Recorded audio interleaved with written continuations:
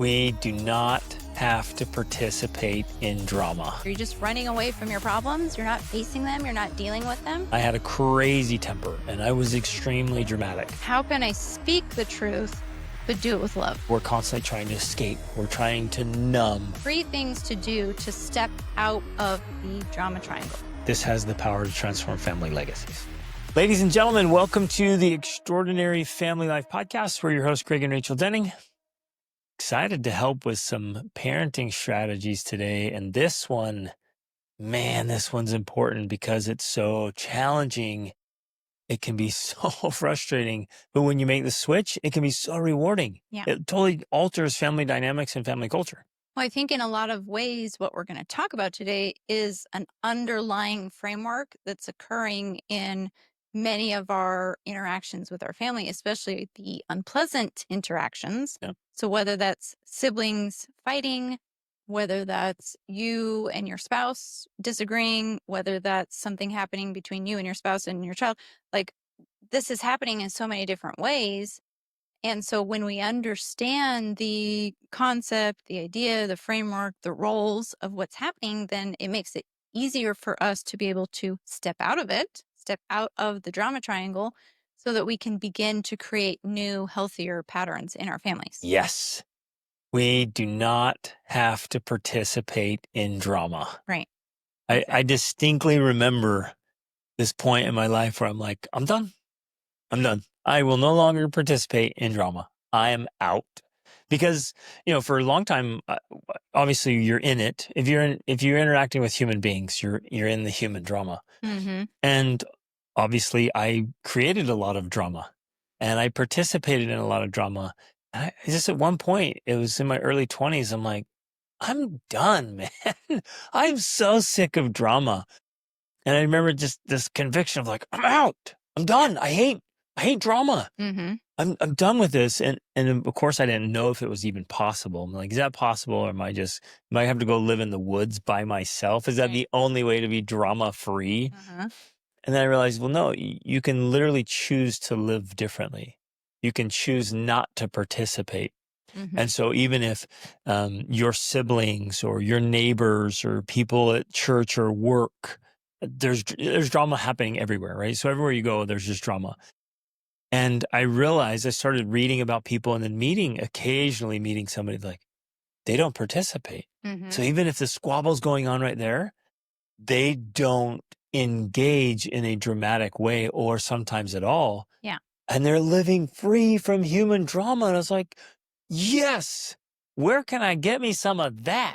Yeah.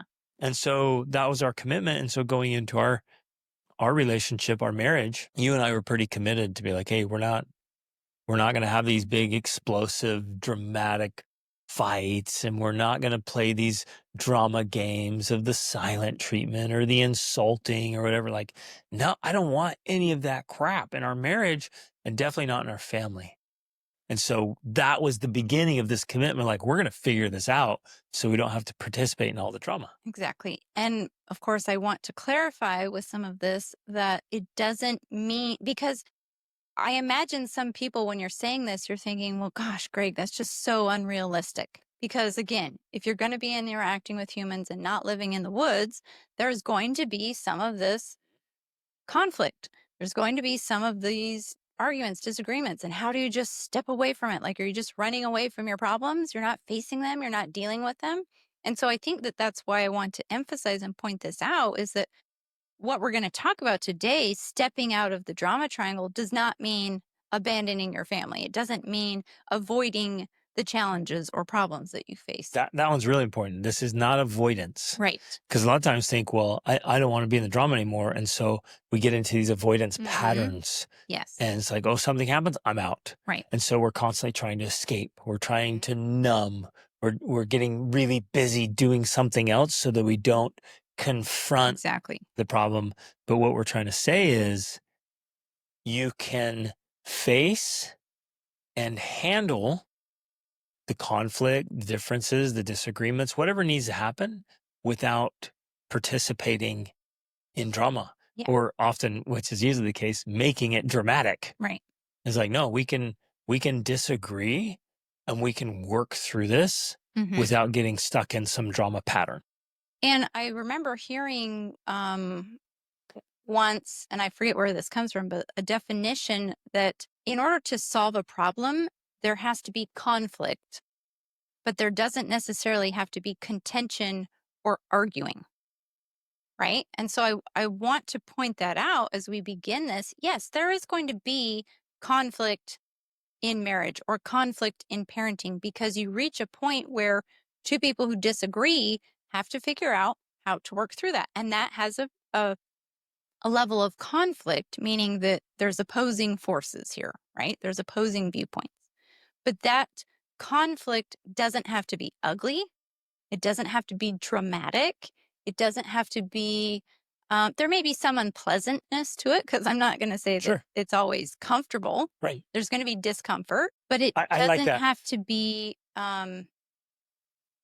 dramatic in this sense of there's lots of noise, there's lots of movement, there's lots of, like, that's what drama is. Or even There's lots of acting. there doesn't have to be big emotions. Yeah. And oversensitivity. But the difference is there's no resolution. Conflict has a resolution. That's the purpose of conflict. The purpose of a purposeful conflict is that at the end, there's a resolution. Where drama and the drama triangle, it's essentially like the same thing is going around and around in circles, and it's just repeating itself every so often. Yep. There's no resolution. Right. That's the main difference to me. Yes. Is that you have resolutions versus you just have ongoing drama that never is resolved. Yes. I love this. And if we can go in with purpose and we're extremely deliberate about it, then many things can be resolved for good. Absolutely. Like this things, I'm noticing a pattern. We're going to go and we're going to fix it for good. And then from here on out, that specific thing is no longer an issue. Right. We can keep doing that until there's so little or no drama. And okay, now I know even while we're saying this, some of you are like, that's not possible. I've never seen it. I don't know anyone who lives like that. I've never seen a family exist.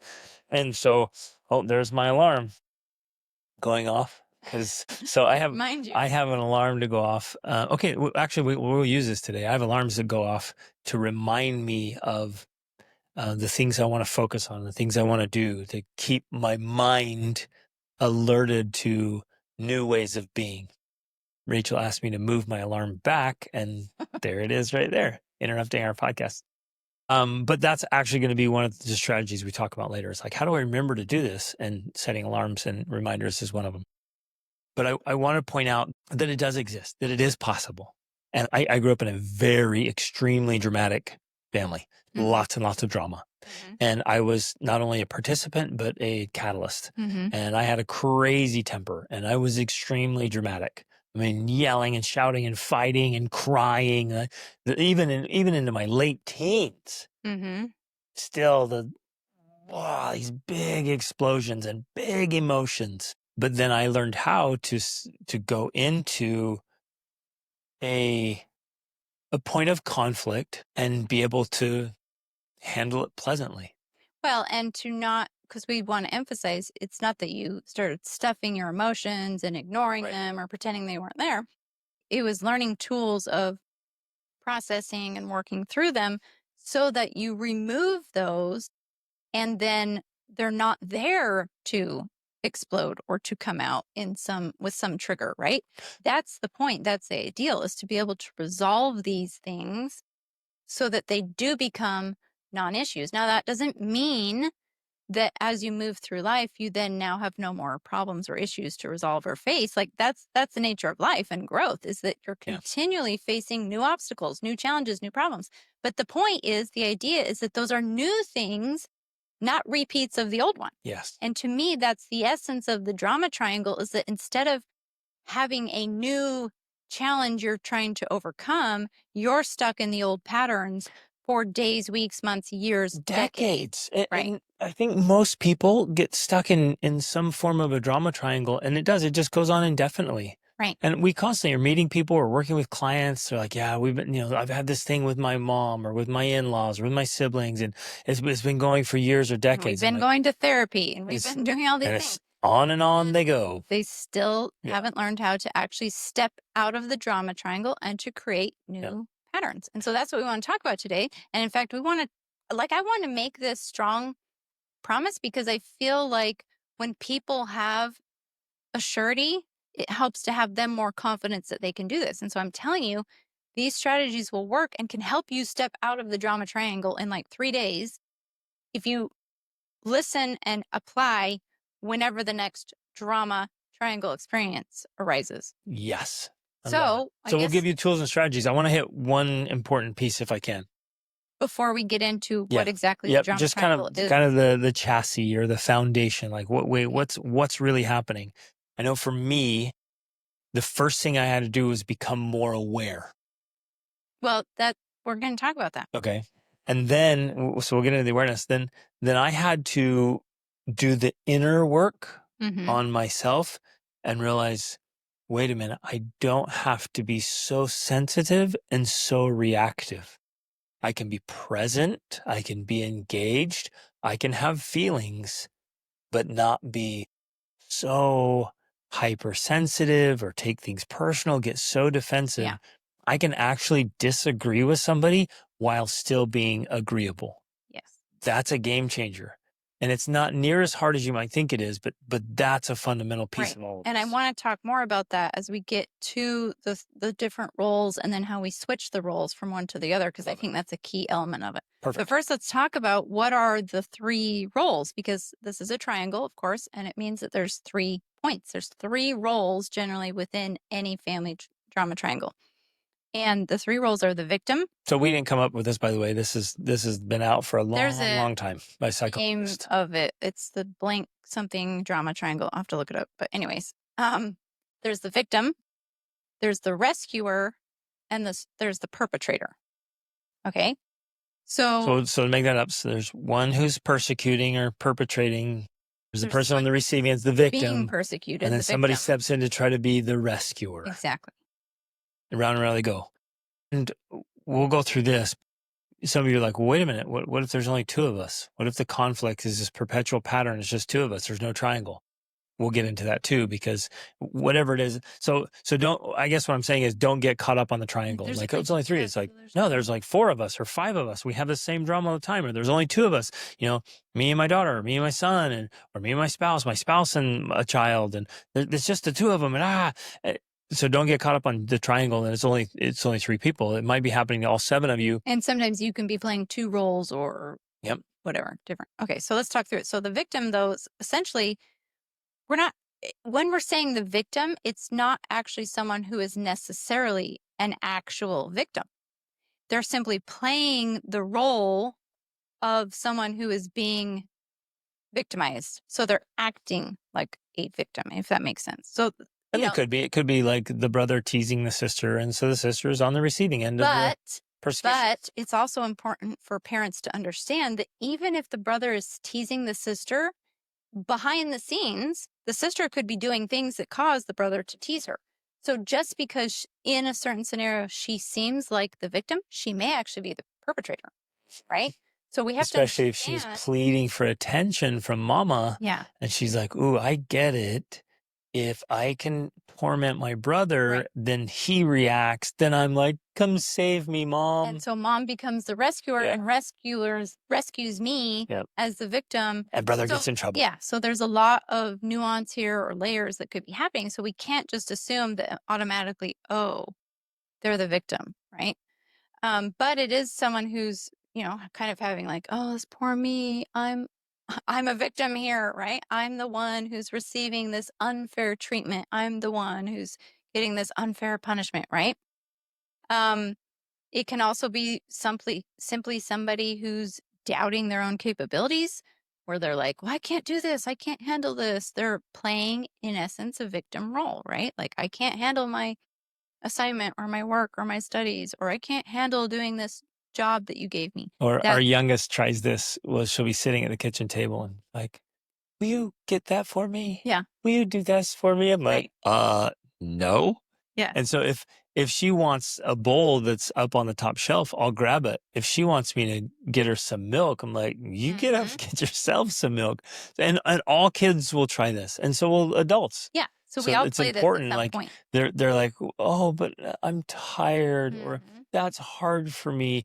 And if we're not aware of what's going on, you're like, wait a minute, somebody's trying to milk the system here. Like, no way. Yeah. And so we have to know, as parents, we have to know when to help and when to Exactly. refuse to help. Right. Even this happened to me yesterday. We went outside to enjoy the evening, and then when we came back up, I had left my phone sitting down outside, and I wanted Greg to go get it and to rescue me, right? But I was like, I need to go get my own phone because I left it down there, right? So it's little things like that where once in a while it's not a big deal. Once in a while, great, I'm going to get my daughter some milk. Once in a while, you're going to go get my phone. Yep. But if it becomes the regular norm, expected, like I expect you to do that for me all the time, then you are playing the role of the victim. And then, of course, the person who rescues you is the rescuer. So we have to be careful that we're not removing responsibility from our children or our spouse. We're not removing like their own sense of control and ability to handle and solve their problems and deal with conveniences of life. Well, and that we're not nurturing laziness. Mm, Because if you think exactly. you're like, well, why do I need somebody to do this for me? And really, you're like, this is because I don't want to go down there myself. Yeah. I Right. feel tired. I don't want to go outside or I don't want to go down the stairs. Come on, Right. let's go. Exactly. Okay. So second, the rescuer. The rescuer is the one who's like, let me help you. Let me do it for, okay, I'll take care of it. I'll do that for you. And they are, you know, essentially there to help meet the needs and come to the aid of the people, the victim that needs the help. But the problem is that rescuers often are sacrificing their own time, their own energy. They can often become resentful. Hmm. And so, Well, and they're enablers. yeah, and they're enablers, exactly, because they're enabling laziness. They're enabling a lack of responsibility, a lack of accountability. So Well, and autonomy and ownership and like, hey, exactly. no, I can stand up for myself. I can resolve this problem. Hmm. Like, no, let me solve this problem for Right. you. Yeah.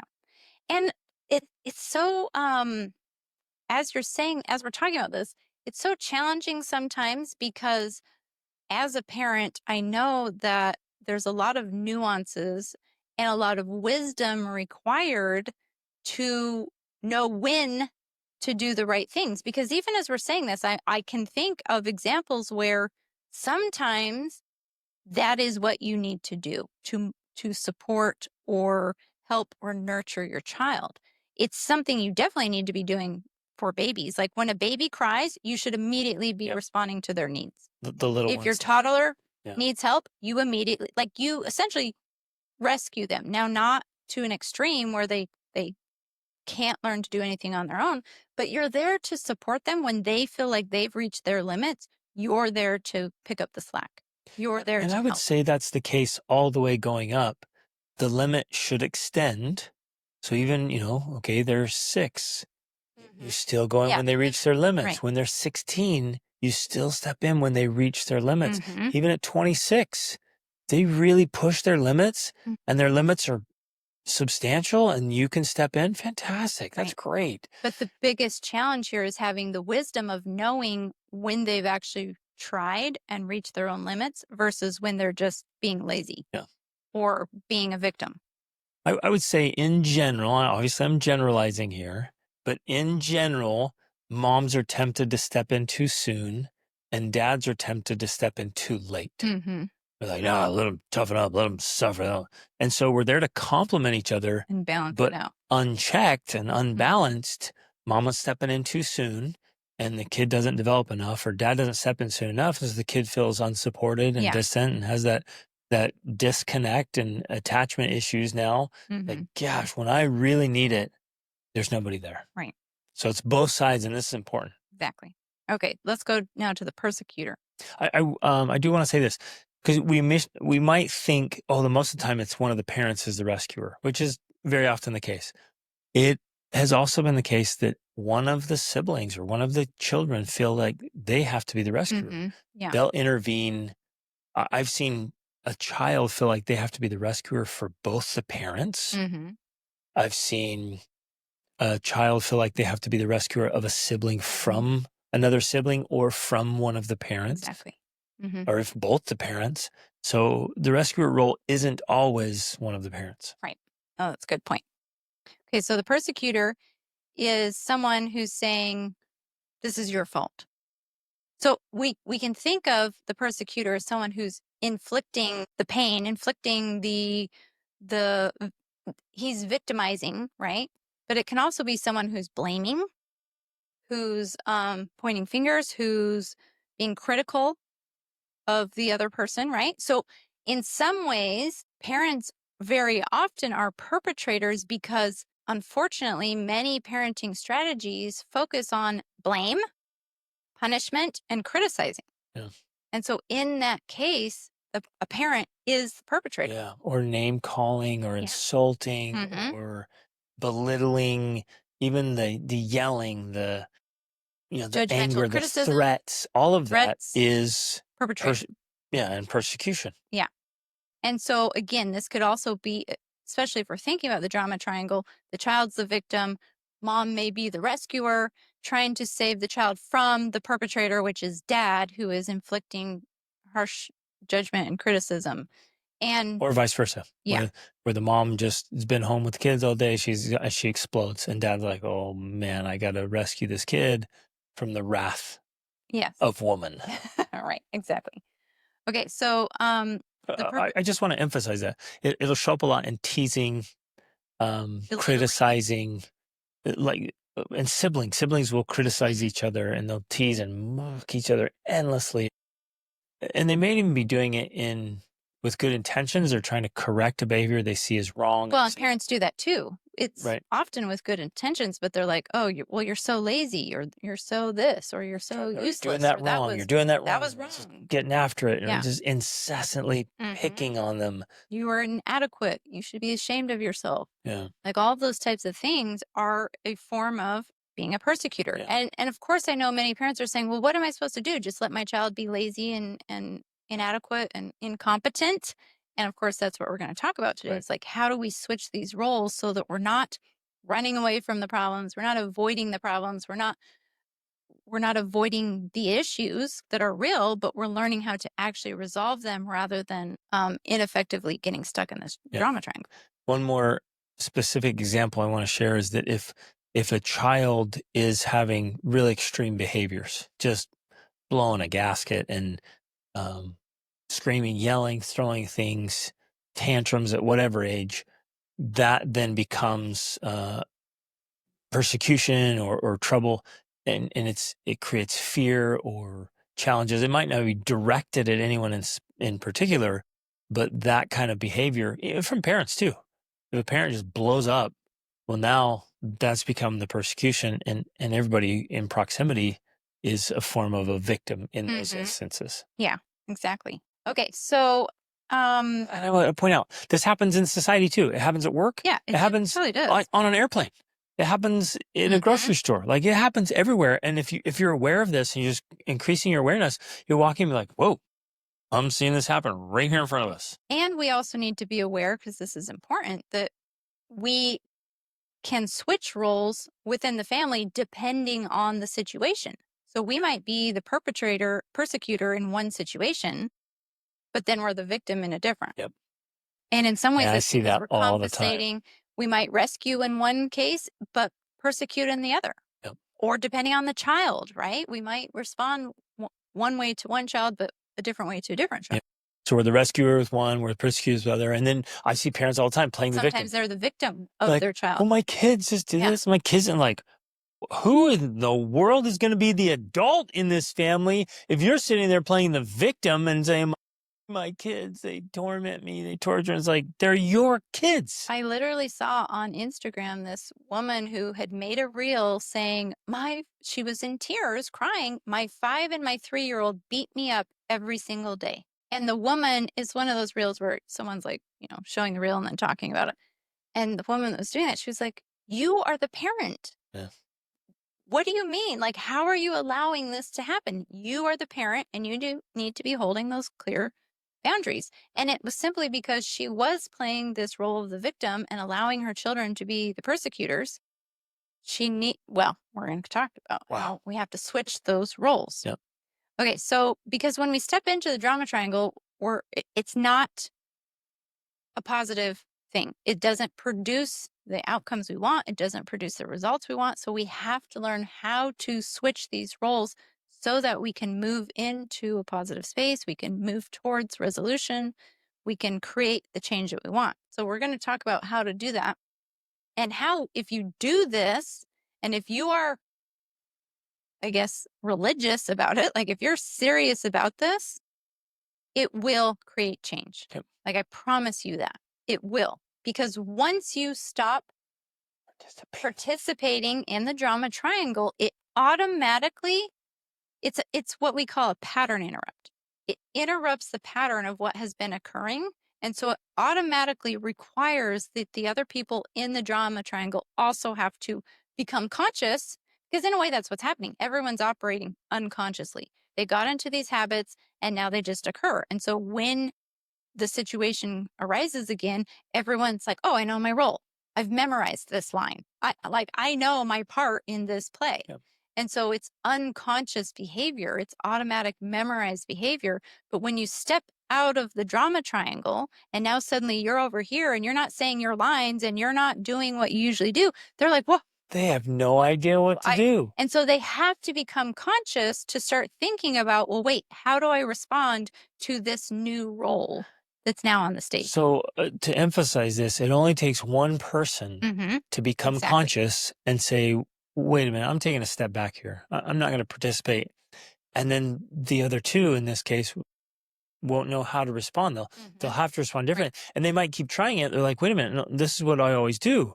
As I do it again and Mhm. you don't respond or react. And they're like, and that starts to bring awareness and consciousness of like something's different here. I don't know how to respond. Mhm. And then it starts creating options. Yep. Exactly. So some of you might be thinking, well, that's just unrealistic. It's just not possible. Like this person does something mean to that person and there's little and defenseless. So I have to step in.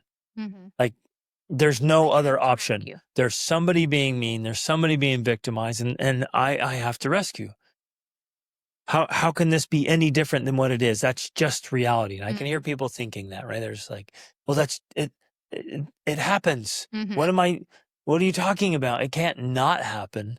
And that's where we're going to get into these Right. roles. But you have to be aware is like, there is a different response. Well, and especially in a scenario like that, we have to understand that we have to give a different response, because otherwise, what we're unconsciously doing is training that child to look to others to rescue them rather than to develop their own skills to be able to rescue themselves, right? To be able to stand up for themselves, to be able to have the confidence to find solutions and answers. And so And we, interestingly, we're perpetuating the training of the persecutor that too, that they, right? I can keep doing this. Right. I And can that's keep being behaving trained. this way and people are going to respond to my bullying. Yeah. Yeah. And so it's almost our moral obligation to not continue to rescue and to give and teach the tools so that our children have that competence and ability to be able to handle themselves in the world. Yep. Right. Okay. Now, there is something I kind of want to touch on a little bit, but I don't want to get into a lot because I honestly think we could and maybe should at some point do a whole podcast episode on it. And that's narcissism, because that there are some people who can feel like they're more trapped in the drama triangle than others. And that's often because they are overly self involved or overly interested in their own, like, Themselves. yeah, themselves, right? Like, you're narcissistic. That's the problem, right? And that's where that word's being very overused Yeah, right now. it definitely is. It's become the hot topic. But basically, if we're over self-interested, Yeah. it's like too much. We all need to have self-interest. But if we start thinking, and the temptation's real for all of us, we start thinking about me, how does everything affect me? It's all Mhm. about me. This is my experience. That's a very dangerous place to go where Right. you only look inward and that can be very troublesome, especially in drama. Right. And I'm only bringing it up because that over the years of coaching that we have done, we have seen, and this happens with mothers and fathers, but we have definitely seen narcissistic mothers who inadvertently are persecuting their children, and causing a lot of harm and damage because they don't recognize their own narcissism, Hmm. if that makes sense. So that's the only reason I'm touching on it at this point, because I do think it's important to at least be aware of. Yep. Like, it's difficult to know if you're narcissistic, right? Because by the very nature of it, you don't think you are, Right. because you just think that what you think is right and most important and your way is the best, and you have the best ideas and you have the best interests of everyone, and you. So it's difficult to know if you are narcissistic. But we've had many people, again, over the years reach out to us in pain, in tears, saying, my mother is a narcissist and it's ruined our family. Mhm. So it's a real thing. I guess that's why I'm bringing it up. It is a real thing. It's not a made up issue. It's something that really happens, and it can destroy families, and it can turn children against you to the point where they hate you because you, by the nature of narcissism, become this persecutor who is constantly inflicting your will on other people rather than being open to, oh, maybe my way is not always the best way. Right. Maybe my ideas aren't always the best. What's really insightful here is the tendency to be overly self-focused, to become a narcissist, can happen in any of the three roles. If you stay as the victim, it's me, me, poor me. It's all Yeah. about me, me, me, me. And you can become a total narcissist as a victim, parent or child. Yeah. You can also become a narcissist as a rescuer. Like Yeah. I'm the only one that can rescue things. I'm the only one that can help here. I have to, Right. it's a savior complex. And people go out all over the world trying to save. It's me. I'm the only one that can do that. I'm the only one that can do things right. I have to fix every problem. It's only me. Or like you were explaining, the persecutor. Yeah, well, I'm the only one that sees things right around here. Right. I'm the only one that understands. I'm the only one that gets it. And so you literally become a sick, distorted narcissist in any one of those three. Right. And it's funny, it's interesting too, because we don't oft, at least I know for many moms, they don't view that as a form of narcissism or persecution, because they literally believe that. They do think that their way is the best and Right. their way is the most important, and what they want and need is more important than what anyone else wants and needs.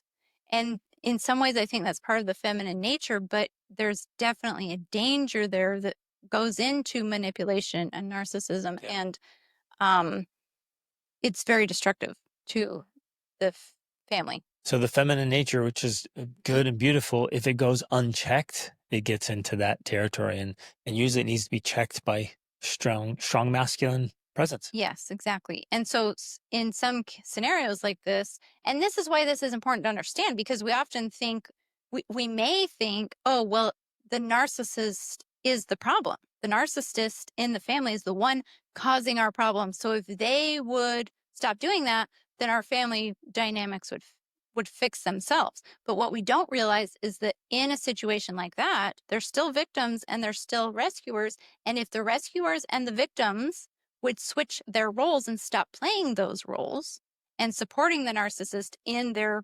persecution, then guess what? The drama triangle stops. Yep. And now new behaviors form because you say, I'm no longer going to support you as the persecutor.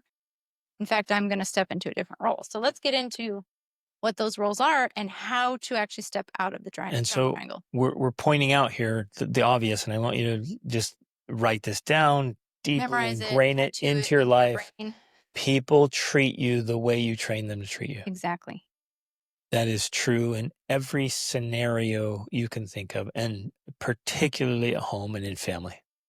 So if you look at your family dynamics and there's drama triangles going on or drama patterns going on, just acknowledge and know, like, that's trained.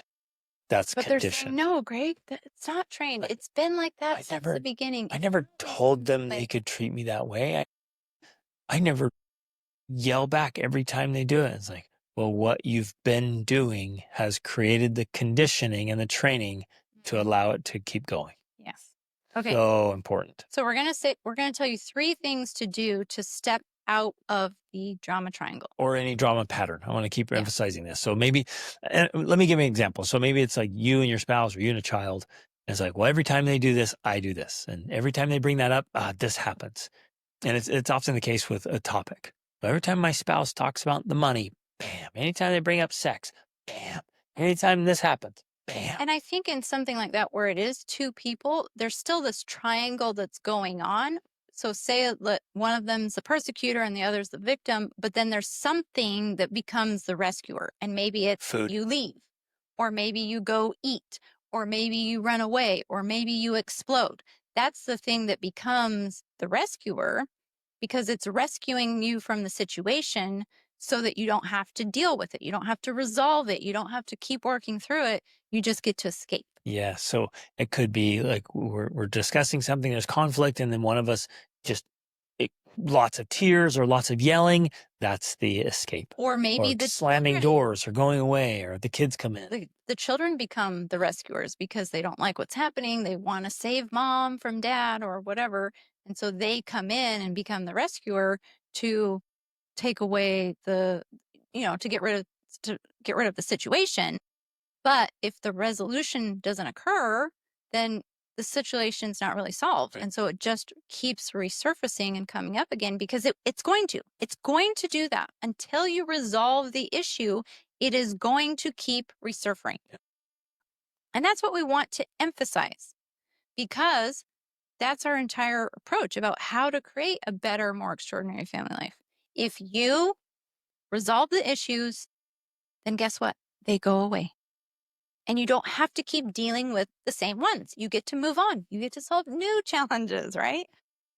But you don't get stuck in continually solving the old ones. That's the point. Well, not even solving them, just enduring them. Yeah, because you get stuck in the old patterns and you just deal with it indefinitely. Man, it's interesting. I'm glad you brought that up, because there's been so many coaching sessions over the years where people have turned to movies, um, media, entertainment, food. The package of Oreos literally became the rescuer. It would blow up. I'm going for my Oreos, Right. or I'm going to drive away. Or I'm going to go shopping. I'm going to just go look at porn. It's some addiction or a bad Right. habit. Okay, so here's the 3 things that you can do to step out of the drama triangle. And I promise that this works if you actually really do it. That's the only key. That's the only thing you have to do, is to do it. And the very first one is so easy because it doesn't actually require you to do anything. All it requires is that you stop doing what you have been doing. That's it. All you have to do is literally stop. So if, say, the situation comes up again, it's the same old thing that, oh, here we go again, here's what's going to happen. If before it happens or after you've already started, you stop yourself, that is the first step to stepping out of the drama triangle. So if you always say the same things or do the same things or respond with the same emotions, just stop. That's it. Stop. And we can hear the survival brain Right. freaking out. No, but if I see my kid making a bad decision, I have to correct them. Exactly. I have to point out what they're doing wrong, or my spouse does this, or this happens. I have to. And your brain starts going crazy. I must. Horrible parent if I don't stop my Yeah. child, if I don't control them from what they're doing. And so I have to emphasize this to you. This is temporary. I'm not telling you that from now on forever, you don't do anything about your child's behavior or your spouse's attitude or whatever. And we're also not It's an saying ongoing thing. we're also not saying don't correct it. Well, we're going to get there. Okay. We're going to get there. We're just saying don't do what you've been doing, or at least in the way you've been doing. Because you already know it doesn't work. Because if it worked, you would not be stuck in the drama triangle. So because you are stuck, that means the thing you have been doing, at least the way you have been doing it, does not work. So the very first thing to do is stop. Now, and I want to point out, because some of you might be thinking, well, I'm not stuck in a drama triangle. And let's point this out. Like if the same issue keeps reoccurring, you're stuck. You're stuck in the drama. If you haven't resolved it for good, you are stuck in the drama triangle. And you said something like, well, it doesn't mean you don't correct or do this or that. I want to say, at least on this phase, if it comes between correcting and stopping, just stop. Do not correct if you don't know how to do it the right way, quote unquote, the right way. Obviously, That's more important to stepping out of the drama triangle at this point. We're going to get into strategies to use, but I'm saying if you have to choose and you don't know what else to do, that's fine. In fact, that's the space you want to be. I guess I want to clarify before you do this, because I know some people are like, wait, what if my kid's about to do something dangerous or harmful, but I don't want to protect, so I just don't do anything? And we're not talking about Right. that. We're not saying about that. We're not going Thank to you. extremes where like somebody could actually get hurt. Right. They're going to run into the street or jump off a cliff or they haven't. By all means, stop them. Stop them. But we're talking But I'm about saying don't go back into the same habits and routines of like, now I'm going to lecture them and now I'm going to punish them and now I'm going to do all these things. You're just stop the dangerous behavior, but otherwise stop what you have been doing. Yep. Whatever you generally do, don't do it. That's the first step. Yep. And I know that you have a lot of hesitations and questions about that, and we're going to get into it more. But what I'm trying to explain here is that whenever we are in this automatic, memorized, unconscious behavior, we have to step out of it and we have to go from one of the reasons we're there is that's the known. You might think, well, why would I want to be in drama and chaos? Well, sometimes our body wants to be there because that's what we know. We're familiar with that. We're like, oh, this is familiar. I know this. This is normal. This is usual. And if we stepped out of that, our body's kind of like, and our brain's like, what's going on? This is different. That's actually where it freaks out to be. It does. The brain will freak out. I don't know what to do. I don't know what to do. Right. And it'll be like warning lights going off, flashing in there. Like, I don't know what to do. Do something. And so you're like, okay, I'll do what I've always done. And that's the problem. Right. And so what I'm saying to you is that actually what you want to do. You want to step out of the drama triangle and you want to step from the comfort and the known into the unknown, because when you step into the unknown, that's when you can begin to create change and to step into a new role. And that's what we're after. So we have to step in to the unknown, even though your brain is going to be freaking out. Your brain is going to be saying, I don't know what to do. I have to do something. No, just stop. That's it. Stop. I'd like to give a specific strategy in that moment, because that's going to happen. Like of what to do next? No, just in that moment. Of how to stop? Yes. So, Okay. well, no, you stop. So you're like, okay, I notice what's happening. Here it is again. Rising. I'm starting to get up. I'm feeling it. Like Right. I can see, let's do siblings are fighting, because that's a very common. So your kids are fighting. You usually do one thing. So now after this conversation, because your kids are going to fight again today and tomorrow. I mean, you guys, that's one of the biggest things. Just know it's going to happen again, right? Stop getting blindsided by it. Like, I didn't think my kids would ever fight again. And here they are this afternoon fighting again. Now I have to get after them. So it's going to happen. So now, and foresee it, like foresee yourself. Oh, it's happening. And so then after listening to this episode, you say, I'm stopping. I'm not going to do what I did. When your brain starts to freak out and starts to say, well, I don't know what to do. I don't know what to do. I have to do something. Right there in that moment, just take a couple deep breaths. So you calm down. It's like, just chillax. And then start thinking, well, what could I do differently? Yeah. And we're going to give you tools and strategies here. I think ties into step number 2, really. But we want the brain to start saying, I don't know what to do. I don't know what to do. Do something. Do what you know. Do that. You want it to go, what can I do?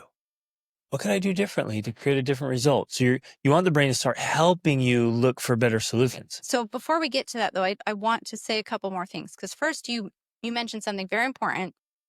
You stop yourself from doing what you normally. So the kids are fighting. You're about to walk in and tell them the things you always tell them of like, stop fighting. Don't do that. You're going to go to timeout. You just stop. Now, because the brain is in freak out mode, it's because it's thinking as a parent, if I don't do something about this situation, my children are going to end up being horrible human beings and be in prison or jail, for the rest of their lives.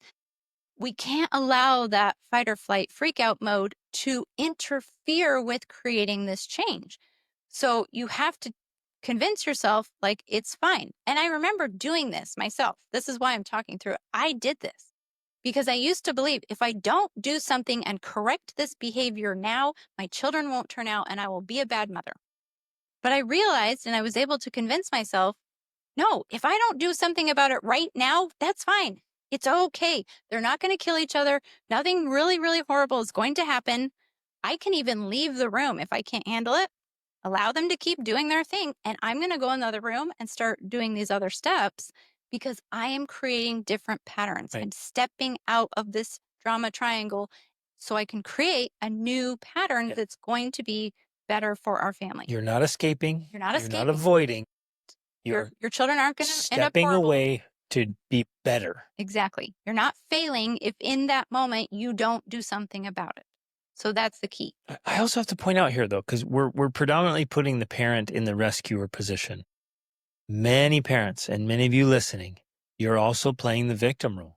Well, And so you're sitting thinking, here they are persecuting me again. Here they are ruining my day again. Here they are they're interrupting me again. They're making me feel terrible. They're making me tired and angry. They are making me blah, blah, blah, on and on and on.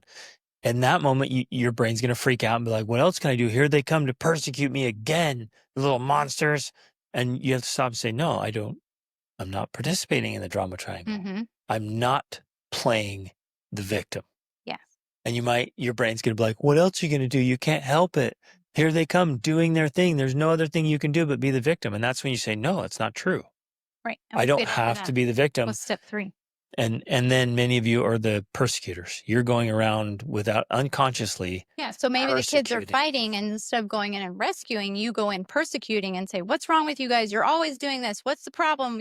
You guys are. Many parents start the fights. Yeah. Dad walks home from first thing in the morning, screaming and yelling at the kids to get ready. Or he comes home from work, blasts through the door, starts persecuting. He's the persecutor. Or mom throughout the day, she's just angry, upset, bitter about her childhood or being 30 pounds overweight or whatever her thing is. She's going around. She may not realize that's what she's upset about because she thinks she's upset about the laundry or the dishes or this or that. Yeah, okay, but then there's also the scenario of where dad does come home and he's yelling and he's the persecutor and mom is the rescuer, or she feels like she's actually a victim to this. So, what does she do about that? How does she change it? And so what we're saying is, again, step number 1, this is the most important. And the reason why it's the most important is because it's the beginning of awareness. Yep. You cannot change until you have awareness.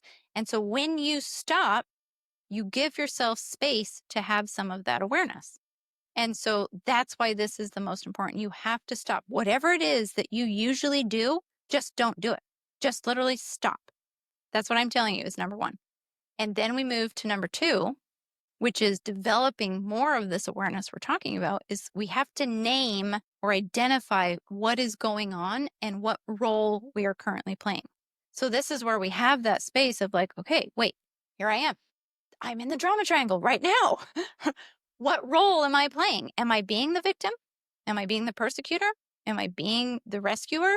Like, you've got to get really clear on what's happening so that you can start to identify, oh, yeah, and don't necessarily do it out loud. This is in your brain, especially at first. You don't say, husband, you're being the persecutor right now, and I don't like it, right? This is happening internally. It's helping you develop this awareness so that you can focus on what you can do to change the drama triangle, because you can't make your husband stop being the persecutor or the rescuer or the victim. You have to change your role in the triangle so then it, in a way, forces or encourages them to then change their role because you're no longer supporting them in their role by staying in the drama triangle. So you focus on naming it. So this is it's the next step in awareness or awakening. Right. It's like, okay, it's starting to happen. I'm not going to participate. I'm not doing it. Okay, now what is happening? What's going on? I'm almost like I'm objectively stepping away and looking back at it. It's right. Like, You're what's watching going yourself on here.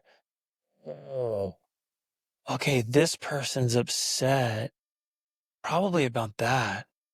And so here goes the drama. It's like, wait a minute. What if I just walk over and give him a hug? I've never done that before. I've always yelled and run off. You keep jumping ahead. I was just teasing it out. I know. Okay, so you're teasing out. That's good. I guess I just want to clarify this a little bit because to many people, I know they want action steps. They want to know what to do. And yet we're trying to take something that doesn't feel like an action step. It's internal awareness. And we're trying to make it into an action step so that you realize, wait, no, this is actually important. Because otherwise we jump from doing one thing to doing another. Exactly. And And if you don't go through the process of this awareness, it's actually way less effective. right, exactly. We can't just tell you what to do. Like we did a podcast, our last episode was on scripts of things to say and do. But if you don't have this internal awareness step in between, what you do ends up being less effective than if you practice this step. It literally might just be a variation on what you've Yes. been doing because you haven't stopped and become aware of what's happening. Exactly. And then deliberately act differently. Right. You're like, oh, well, the Denning said to say this, so I'm just going to go ahead and say it. Right. It's different words, 'Cause but man, it's the same behavior. Exactly right. And so that's why this step is so critically important. And we're making it a step. And I'm emphasizing it here because you're thinking in your mind, I'm not just going to stop and then do nothing because I have to resolve the problem. I have to fix, I have to correct. And I'm saying, no, this is the step. Stop. That's a step. And then name and become aware of what is happening. What get clarity. Watch yourself like you're in a movie. What is happening and even play it out, right? What usually happens and how am I participating in this? Because when you have that awareness, then you can move into understanding how to switch the roles. And you will likely have to do this with all of the different drama triangles that are happening in your family. Now, of course, you can't do it all at once, but when you start with one and you practice, and then you start knocking them out. then it helps you develop the skill so it becomes so much easier. So yeah, you and I can do this in a matter of minutes sometimes because I can do it instantly. We're out and about. way We're all faster over. than I am, actually. I see it happening. I guess that's what. So for me, the naming process is for me so quick. seeing what's happening. Right. And so we're boarding an airplane and something happens. Boom, there it is. Or you're at an international border, or you're at a store, just whatever. Boom, you see it happening. And for me, I'm like, oh, I'm seeing what's actually going on here, and I'm gonna address the core issue, not the symptom. Not the symptom. Yeah, behavior.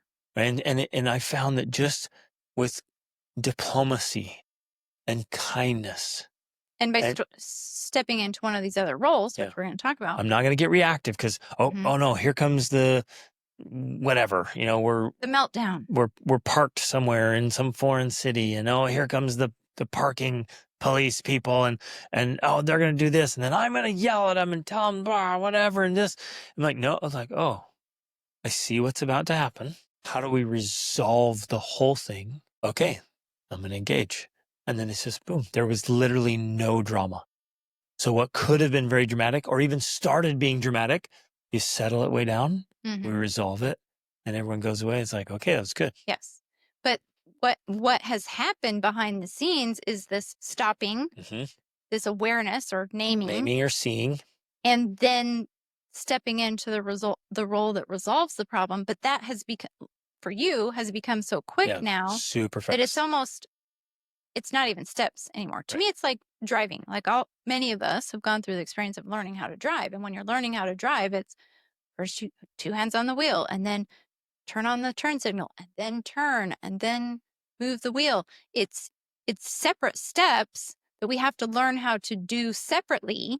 But then once we get better at it, you can do all those things practically at the same time while you're talking and carrying on conversations. Because like it becomes subconscious and automatic. Exactly. And that's what we're talking about. We're breaking this down so you learn how to do this so you can get to the point where, like Greg Denning, you recover in 20 seconds. which it's important to share that. It's not that I'm superhuman or special, but I think it's significant because I used to be so reactive. I got a raging temper, and anything went wrong. Like the person looked at me the wrong way or said something, I would explode instantaneously, subconsciously. Yeah. Now it's all the way to the opposite end where something happens and I'm going through these steps. I'm like, well, I'm not going to participate in the drama.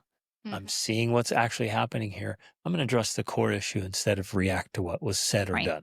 Exactly. And that's what we're talking about. This is how great parenting occurs, is when we learn how to apply that process on a daily basis with all of the interactions of our family. Yep.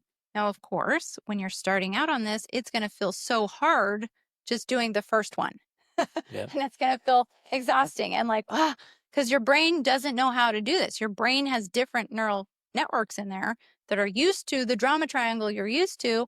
So it feels like more work. But I promise you, it's only more work at 1st. Mm-hmm. And once you then essentially reprogram your brain, it then becomes as easy and as automatic as living in the drama triangle. Okay. So after we have done step 2, we've named the role that we're playing in this specific scenario. Sorry, I want to interrupt there on step 2, because naming it can be challenging. I mean, realistically, you have to understand human psychology. You have to understand human needs. Yeah. You have to be paying attention. So if you've been listening to our podcast, we talk about this stuff every episode. I mean, you could literally start at the beginning and go through 300 some odd episodes, and that would be extremely helpful because we're walking through all the human needs and family dynamics. We're walking through everything. We're giving you the tools to be able to name it, Yeah. to see it for what it is. And you start paying attention. And if you've been listening or watching, you start realizing, oh, okay, there's this little conflict going on in the morning. Well, I'm realizing the kids are tired. They're not getting enough sleep, or they're coming from school. They're actually hangry. It's sleep or food, Yeah. or they've been eating candy or junk food, and it's Or their red dye number behavior. 40. Their behavior sucks after they eat that crap. Yeah. Oh, So so now I'm not going to jump in and do what I've been doing. I'm realizing we're done eating that garbage, and we're going to get some good proteins and fats in their bodies right now, and we're going to cuddle and connect and feel good. That eliminates the whole drama triangle. Right. It's done. So, yeah, I like that you're emphasizing this because, I was specifically saying, well, name the role that you're playing, which is an important part of what's happening. They come home from school or whatever, you feel like you're the victim of their persecuting behavior from their hangriness. But when you learn to just not only identify the role, but then even on another level, you begin to name and identify the underlying causes, like you were saying, they're hungry. In fact, we've said this before. What is it? Over 80% or 90% of arguments between people in a family are because at least one of them is hangry.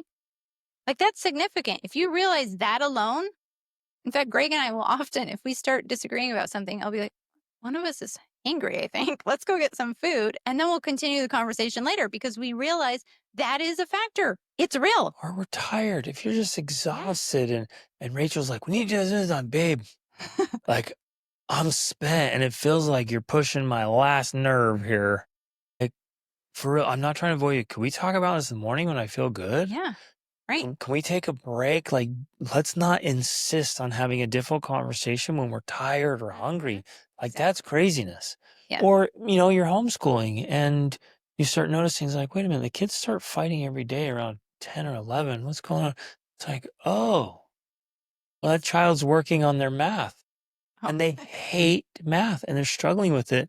Isn't that true that Right. humans take out their frustrations on whoever's near them? Mm-hmm. So you're sitting there and like, oh, they're in their math again. They can't figure it out. They're so pissed. They're just livid. And so they're looking for an outlet and they start teasing a sibling. You're like, oh, I wonder. it's the frustration around math.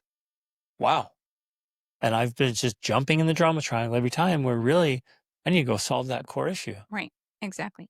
And I think that this is great, especially as we move into number 3, because as we now have awareness not only of the role that we have been playing in the drama triangle, but now some of the causes of the behaviors or the issues, then that can help us as we move into a new role to know what to do about it, right? So let's talk about the new roles in the empowered triangle, right? Because we're not going to be in the drama triangle anymore. We're going to the empowered triangle, which helps us to find real and lasting solutions, not just continually trying to manage symptoms with things that don't last, because we don't want that. So if we are a victim in the drama triangle, we're going to move into the role of creator. And so instead of thinking about, woe is me, I'm so picked on, poor me, I'm the It victim feels here. helpless and hopeless. Yes. Like there's nothing I can do, Right. which I love. That's why the creator is the Hmm. opposite of It is victimism. the opposite. And I'm sitting here like I can't do anything. They're doing this to me. Yes. The creator says, wait a minute, I have options. The I creator can says, what do I want? I What can do be I want? creative Right. here. I can think of alternatives. I don't have to sit here and play the victim. I can do this, or I can do that, or I can do this, or I mean, on and on and Right. on. Like, here are all the things I can do instead of sitting here and being a victim. Yes. I love that you actually said that it takes the victim and flips it to almost its opposite, a creator, because one of the things that was super empowering and powerful for me in my this journey of motherhood is that I remember, and I don't know why it stuck with me so much. I guess just because it worked for me. But I remember thinking or hearing from somebody that whatever you think the opposite. And so when I approached a drama triangle like this, and I would stop what I usually would do, I would tell myself that. I would say, whatever you think the opposite. And so if I felt like saying something like, you're so lazy, or you're so this, or this always happens, I would literally sometimes, at least just to myself, maybe if not out loud at first, I would say the opposite. They're not lazy, or I would pick a positive, they're hardworking. And I would start literally thinking the opposite or telling myself the opposite of what I previously believed. So if I saw myself as a victim and I'm like, I'm so picked on, I'm I have to do it all myself, I would switch that. I'd be like, I don't have to do it all myself. I have lots of help. And yes, of course, at first my brain would say, well, that's a lie. It's not true. But it doesn't matter. That doesn't matter because guess what? The other thing is also not true, at least not 100% of the time. And if you believe that, well, that's not healthy and it's not helping you because long as you believe that, you're going to continue to have more of that in your life. If I believe my husband is lazy, guess what? He's going to be more lazy and I'm going to see more evidence of him being lazy. Mm-hmm. So we have to switch what we think because when we do that, we also look for more evidence that that is also true.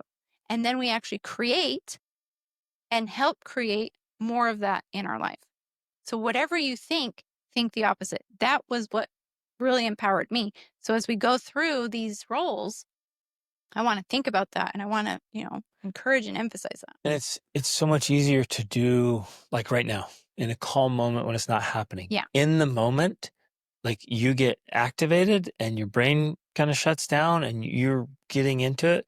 Your brain isn't going to be like, let's sit here and think of creative options. How can I do the opposite? But if you do it from a calm state, it's so empowering. So let's go through the scenario. For a second, though, can I interject Yeah. for a second? Because I guess that's why I emphasize this strategy because for me, that worked even in the moment. I don't know why. And for some people, it may not work. Oh, I get what you're saying. But you're like, okay, think the opposite. So Whatever I stop think and the trying to opposite. catch And yourself. my brain would come up with the opposite and that would help me get out of the drama triangle because I'm literally thinking different thoughts. Most people are so emotionally distressed in the moment that they have a very hard time thinking. And so for me, I would think through this outside of the situation. It's like, okay, whenever the kids are fighting, I'm always think I'm going to go over there and discipline them. I'm going to go over and yell at them and threaten them. Like, stop that crap. So what would be the opposite? Like, oh, I'm going to walk over and hug them. Mm-hmm. When my kids are fighting, I'm going to walk over and hug them. Bam. There's the opposite. And for me, at least, like if I try to anticipate it, then it's easier to think it in the moment. Oh, they're there fighting. Oh, I was going to go hug them. I'm going to go try that. Right. And you do something different. Mm-hmm. Yeah. Yeah, that definitely. Because if we always go back to number one and we at least stop what we usually do, whatever the normal is for us, I feel like that's the space where we can remind ourselves, whatever I think the opposite. Like let me try doing something I wouldn't normally do, and that begins to interrupt this pattern. Love it. So anyway, so victim creator, sorry. So in that space, it's simply about, well, no, I'm not the victim. I'm a creator. What do I want in this scenario? What do I want to change? What do I want to be different? What are my options? What are my options? Yeah. For the rescuer moves into the role of coach. I love this one. Well, I like coach. or you could do mentor, you could do teacher. Yeah. Basically, instead of stepping in and doing something for the Mhm, victim and then, mhm. disciplining the persecutor, you're like, well, how can I teach here? How can I Well, this coach goes here? How back can to I the mentor? scenario you gave of where if you're constantly rescuing the child from another child, you're not empowering them to be able to do that on your own. But if you become the coach, so like in a scenario like this, I go in with our children, our two girls specifically, and if they're arguing or disagreeing about something, I go in and I coach them through how to handle it. Yep. Why don't you try saying it like this? Why don't you try using a voice like this? Because right now your voice sounds like this, and maybe I'll imitate it. It sounds like this, but you can try a different voice like this. So I'm literally giving them the tools. I'm telling them, but I'm not doing it for them per se. Yes, that's the I'm not difference. saying stop treating your sister like that because she needs you to be nice. I'm saying you need to tell your sister, please don't treat me like that because I don't like being Yep. treated like that. And so I'm showing them how to do it. Yep. 100%. And this can be true like with a spouse. And that's more challenging. So if a husband's trying to teach or coach or mentor his wife, ooh, it's generally much more challenging than with a child. Same with the wife. Wife's trying to coach her husband. And so it needs to be done with tons of diplomacy and tact, but that still is the solution. So Yes. instead of trying to be the rescuer, you start teaching. And I would say with spouses and with children too, I think the best way is with tactful questions. I'm going to add an element because again, I feel like with between spouses, it can be a little more challenging because there's different dynamics there, of course, with the male and female. And so there's another level because you and I both know that if your wife specifically is upset and she needs love and support, the best thing you can do is go to her, hold her, listen to her. But if she's been playing this role of being the victim or whatever or persecutor, then the best time to play that coaching role, well, especially if you've been rescuing her, is after that reassurance, that time of reassurance, if that makes sense. So then when she feels better, she's calmed down, that's when you have that talk of like, hey, this is what I've been noticing. What can we do differently? This is what we need to change. I need to stop rescuing you because, it's not making you stronger or whatever. But it's kind Or of I need to in some stop ways, rescuing the children from you yes, because what's going on, right? Like right.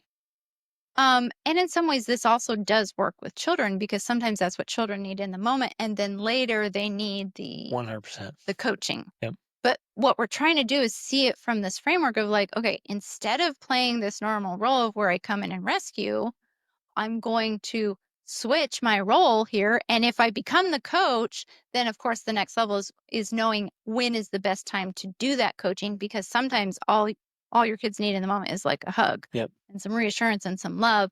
And then later you're like, hey, let's talk about it. Let me coach Yeah. you.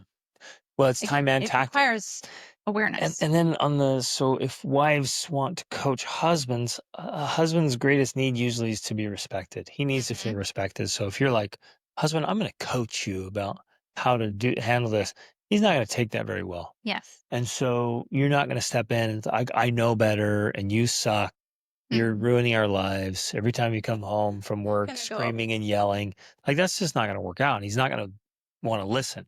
So it's knowing when, like you pointed out, when to do this, but it's also practicing tact. Like, how can I handle this so it's not disrespectful, but it's creating the awareness. Well, And it might be something like the best way to coach in scenarios like this for husbands and wives would be to catch the moment when they're doing something well or doing it better, they handle the situation better, and hmm praise the crap out of that. So, let's say in a hypothetical scenario, Rachel's, doing something that's disrupting family dynamics, causing some drama. I wouldn't, the tactful way to do it, be like, babe, gosh, I crazy love it when you are just cuddling with the kids and reading You would to tell me them that at a different at a time, different time. Yep. not in the Yeah. moment when I'm And I'm going to navigating. emphasize the positive and how much I love, how amazing it is. I'm going to keep doing that, keep doing that. So in her mind, she's like, wow, he really likes it when I do that. She's going to start doing it more and more and more. Yeah. And even those scenarios, right? I also want to give another example for coaching, because we may think that, oh, if I'm the coach in this coaching role, it's always going to be me saying the things that need to be said. But part of the coaching role can simply be exposing Yeah. or sharing information with the person you're coaching that helps them develop those ideas and mindsets. So for us, and we constantly do this. Yep. With you and I do it with each other, and we do it with our children.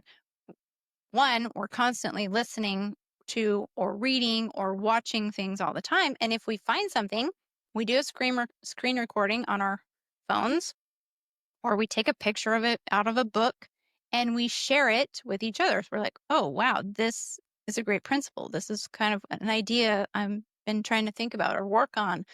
So it's not just coming from me, but it's also coming from this expert or this book or this podcast episode. That's a very powerful way, because it also feels less threatening. It's not me saying, you're horrible, right? And you need to work on this. It's so and It's a third so party. Yeah. saying, hey, if parents work on doing these things, it produces these outcomes, and that's, much better. Yep. So that's another way to approach this role. You don't have to think of like you're coming up with it all yourself. It's I'm introducing this to. It's a great way to Yeah. quote coach. Exactly. Okay, last role, persecutor, now moves into the role of challenger, right? So it's essentially like, how can I speak the truth, but do it with love? Because in some ways, persecuting is essentially trying to tell someone what they did wrong or tell someone where they messed up, right? And as parents, we feel like that's our job. My job is to tell you when you've messed up. My job is to tell you how to do things better. My job is to punish you when you misbehave. But if we don't do it appropriately, then we actually just become the persecutor instead of someone who's challenging them to become their best selves, right? And that's the ideal. We want to challenge them. We want to inspire them. We want to push them in a positive way towards improving themselves rather than feeling like they are a victim of our persecution and our punishments and our hate. And if your spouse or another child is being the persecutor, then the coaching piece is like, how can we get them to become a challenger instead of a persecutor? Mm-hmm. How can we invite them, encourage them, inspire them to, instead of being so harsh and ineffective in what they're doing, is like, how we get them to be leaders? Yeah. So if I had a sibling that was or a child that was being a persecutor of siblings, I'm going to invite that child to become a leader. And I'm going to walk them through that. And if Right. the spouse is persecuting, yeah, well, okay, how can you inspire them? How can you encourage them? How can you challenge them instead of persecuting? What you're doing in a way, and I mean, I know I do this all the time with you and with the kids, because too often when we're the persecutor, we go in there and we're trying to tell them that they're wrong. Like, no, then they're persecuting and we come in and become the persecutor as well, saying you're wrong because you're doing it wrong. And it's not, and very often what I love to do that works, say with my two girls again, if the older sister is getting after her younger sister about something, I don't go in and dismiss that. She's persecuting her sister by saying, you need to pick up your clothes and put them away and hang up your towel. I go in and I acknowledge, yeah, you're right. She should do those things, but she is younger. So here's how we can help her. Here's how you can become the challenger Mm-hmm. or the coach to help her do those things without ruining your relationship with her by getting after her all the time about it, right? So it's almost like you're acknowledging the intentions of the persecutor, because the persecutor's trying to find the truth. It's trying to point out the truth. It's trying to make things right. It's trying to create justice in the world in a way. Or yeah, something feels out of control. There's too much chaos. They just don't know. Right. I It's don't trying know to how to control handle things. all this.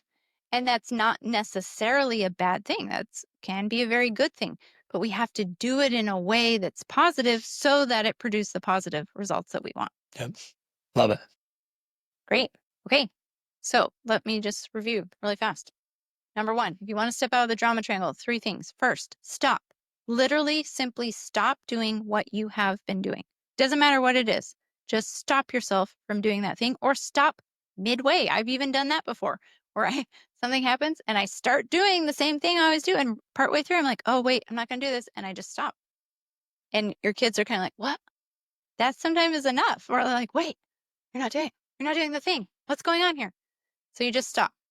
Second, you now have this moment of awareness to ask questions, to name what's happening. Oh, I'm being the persecutor. I'm being the victim. I'm being the rescuer here. And then to create awareness of, well, and I also love to ask questions. I'll remind myself, like, whatever I think the opposite.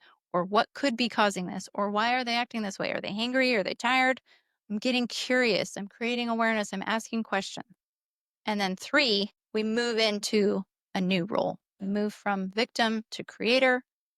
We move from Rescuer to coach. rescuer to coach, and we move from persecutor to challenger. Yeah.